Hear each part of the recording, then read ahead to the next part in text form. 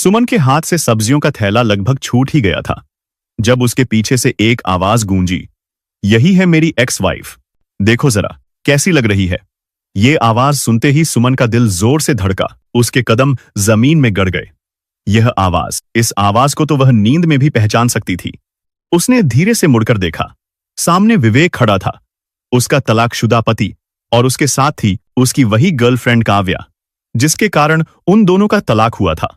उसके हाथों में ढेरों ब्रांडेड बैग्स और आंखों पर महंगा चश्मा, और चेहरे पर चमक ऐसी थी जैसे उसने दुनिया जीत ली हो। विवेक उसकी तरफ बढ़ा। उसने सुमन के हाथों में लटके थैलों को ऊपर से नीचे तक देखा। उसके चेहरे पर एक क्रूर संतोष था। वही की वही रह गई ना, मैंने कहा था ना तुम किसी लायक नहीं हो। देखो आज भी वही कॉटन की साड़ियां, वही ग्रॉसरी के थैले। मुझे तुम पर तरस आता है सुमन, देखो तो सही क्या हाल बना रखा है अपना। विवेक ने बनावटी सहानुभूति से पूछा। वैसे मैंने तो सुना था तुम शहर छोड़ गई हो, पर तुम तो यहीं हो, और लगता है हालत पहले से भी ज्यादा खराब है। काव्या ने अपना कीमती चश्मा नाक पर टिकाते हुए कहा। तो ये है तुम्हारी एक्स वाइफ? विवेक हंसा। हाँ काव्या, मैंने तुम्हें बताया था ना, ये औरत मेरे स्टेटस और एम्बिशंस के साथ कभी मैच नहीं कर पाई। एकदम थर्ड क्लास। सुमन चुप रही। वह जानती थी कि बहस करने का मतलब कीचड़ में पत्थर फेंकना है। विवेक ने अपने बैग से एक सुनहरा चमचमाता हुआ कार्ड बाहर खींचा और उसके हाथ में थमाते हुए कहा, लो, मेरी और काव्या की शादी है अगले हफ्ते, ग्रैंड हयात में, आना जरूर। तुम्हें देखना चाहिए कि जब लाइफ में सही चॉइस की जाती है तो इंसान कहां पहुंचता है। फिर उसने काव्या की कमर पर हाथ रखा और उसकी आंखों में देखते हुए बोला, यही है मेरी मंगेतर, स्टाइलिश है ना, बिल्कुल मेरे टाइप की, इसे कहते हैं क्लास। काव्या ने हंसकर कहा, जरूर आना सुमन, दावत बहुत लजीज होने वाली है। तुम्हें तो शायद ऐसा खाना नसीब भी ना होता हो। दोनों जोर से हंसे। वह हंसी सुमन के कलेजे को चीर गई। उसने एक गहरी सांस ली और कार्ड पढ़ने के बाद विवेक की आंखों में सीधे देखा। उसकी आवाज में न गुस्सा था न कंपन, एक आत्मविश्वास था।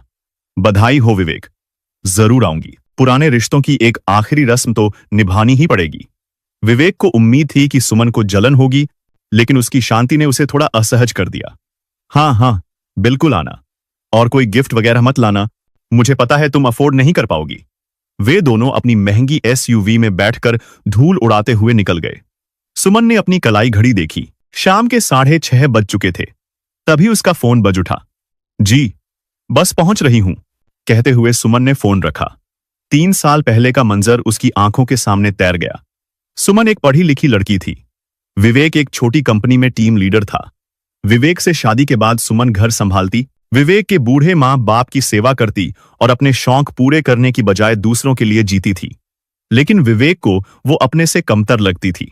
वो उसे कभी अपने साथ कहीं नहीं ले जाता था, क्योंकि उसे सुमन की सादगी और हिंदी बोलने पर शर्म आती थी। लेकिन कहते हैं ना, औरत की छठी इंद्री उसे खतरे का आभास करा देती है। सुमन को विवेक पर शक होने लगा था। विवेक का देर रात घर आना, फोन पर सीक्रेट पासवर्ड लगाकर रखना और छोटी छोटी बातों पर सुमन को नीचा दिखाना। जब भी सुमन पूछती, विवेक उसे अपनी बातों में उलझा लेता। सुमन, तुम पागल हो गई हो क्या? दिन भर घर में रहकर तुम्हारा दिमाग खराब हो गया है। मेरे दिल में सिर्फ तुम हो। देर रात तक काम करता हूं। किसके लिए? सिर्फ हमारे भविष्य के लिए। सुमन, जो उसे देवता मानती थी, खुद को ही दोषी मानकर चुप हो जाती। फिर वह शाम आई जिसने सब बदल दिया। विवेक बाथरूम में था और उसका फोन बाहर सोफे पर पड़ा था। फोन बजा, स्क्रीन पर नाम चमका, माय लाइफ लाइन। सुमन ने कांपते हाथों से फोन उठाया। दूसरी तरफ से एक लड़की की आवाज, डार्लिंग, कब आजाद हो रहे हो? तुम्हारी उस गंवार पत्नी से छुटकारा कब मिलेगा तुम्हें? सुमन के पैरों तले जमीन खिसक गई। तभी विवेक बाहर आया। उसने सुमन के हाथ में फोन देखा और झपट लिया। सुमन ने रोते हुए पूछा, यह कौन थी विवेक, और वो मुझे गंवार क्यों कह रही थी? विवेक के चेहरे पर कोई पछतावा नहीं था। उसने बड़ी बेशर्मी से कहा, मेरी गर्लफ्रेंड है वो, काव्या नाम है उसका। वो स्मार्ट है, मॉडर्न है, मेरे स्टैंडर्ड की है। तुम क्या हो? एक बोझ। मैं ऊब चुका हूं तुम्हारी इस रोती हुई शक्ल और मिडिल क्लास सोच से। सुमन हक्की बक्की रह गई। उसे यकीन नहीं हो रहा था कि जो उसने सुना है वो सच है या उससे सुनने में गलती हुई है। लेकिन अगले दिन विवेक ने सब साफ और स्पष्ट कर दिया। जब उसने तलाक के कागज लाकर सुमन के मुंह पर फेंके, साइन करो और निकलो यहां से। मुझे अपनी जिंदगी जीनी है। सुमन ने एक शब्द नहीं कहा, न एलिमनी मांगी, न सफाई दी, बस अपनी टूटी हुई आत्मा के साथ अपने मायके चली गई। विवेक से अलग होने के बाद सुमन किसी पर बोझ बनकर रहना नहीं चाहती थी। उसने हिम्मत नहीं हारी और नौकरी ढूंढने निकली। कई ठोकरों के बाद उसे एक टेक्सटाइल कंपनी में जूनियर मैनेजर की नौकरी मिली। सुमन ने अपने काम में जी जान लगा दी, लेकिन किस्मत को शायद अभी और इम्तिहान लेना था। 6 महीने बाद खराब मैनेजमेंट के कारण वह कंपनी डूब गई। रातों रात ताला लग गया। सुमन फिर बेरोजगार थी और उसके साथ बेरोजगार हो चुका था दीपक भी। दीपक उसी ऑफिस का एक मेहनती एम्प्लॉय था, जिसे घर पर बीमार मां के इलाज के लिए पैसों की सख्त जरूरत थी। दीपक हताश था, लेकिन सुमन कुछ और ही सोच रही थी। उसने दीपक से कहा, दीपक, हम दूसरों के लिए कब तक काम करेंगे? सिर्फ कंपनी डूबी है, हमारा हुनर नहीं। मुझे टेक्सटाइल की समझ है, तुम्हें डिजिटल मार्केटिंग आती है। चलो एक साथ शुरू करते हैं। दीपक को सुमन के आत्मविश्वास पर भरोसा हुआ।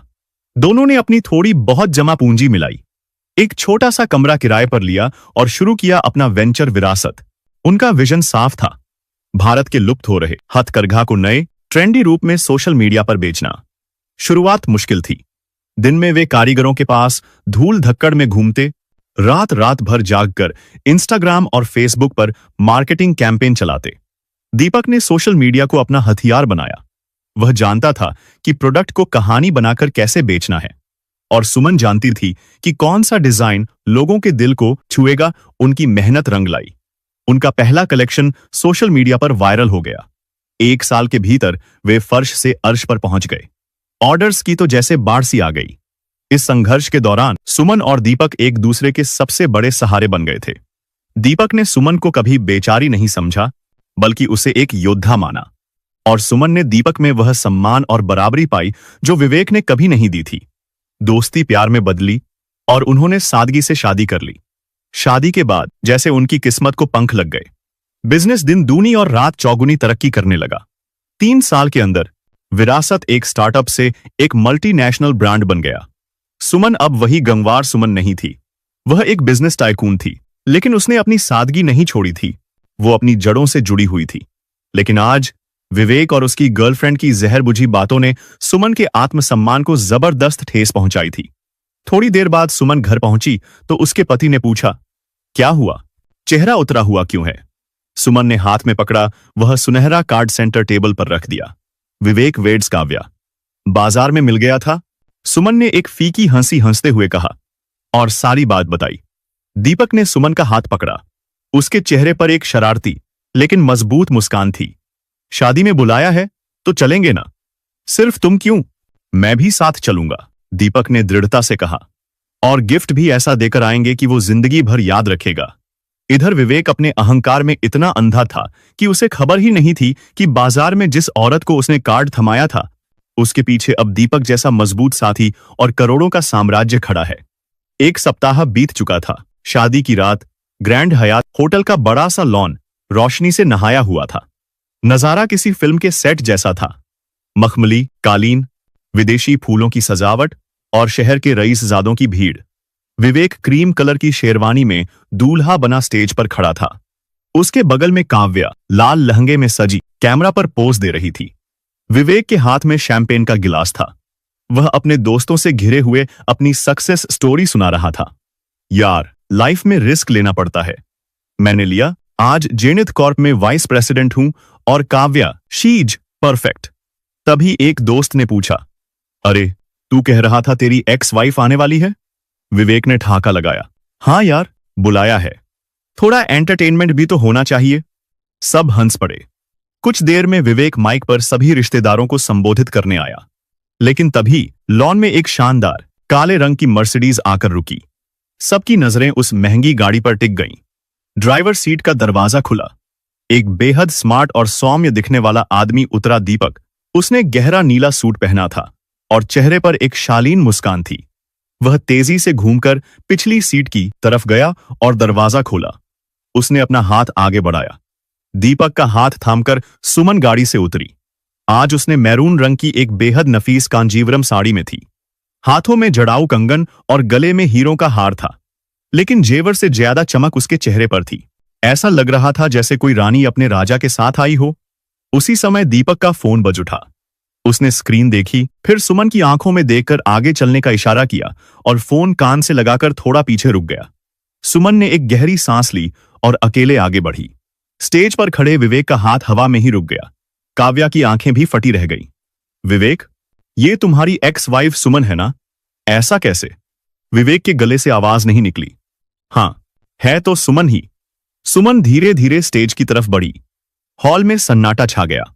जो लोग विवेक को बधाई दे रहे थे वे अब रास्ता छोड़ रहे थे। सुमन की नजरें सिर्फ विवेक पर टिकी थीं। वह सीढ़ियां चढ़कर स्टेज पर आई। विवेक के माथे पर पसीने की बूंदें चमकने लगीं। सुमन, तुम और मर्सिडीज में? वह हकलाया, लेकिन तभी उसके दिमाग में एक विचार आया कि उसके चेहरे पर व्यंग्यात्मक मुस्कान फैल गई और बोला, अरे वाह सुमन, किराए की मर्सिडीज लेकर आ गई और साड़ी भी रेंट पे ली।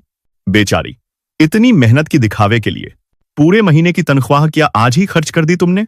लेकिन सुमन के चेहरे पर शर्मिंदगी की जगह एक बर्फीली मुस्कान थी, जिसे देखकर विवेक असहज हो गया।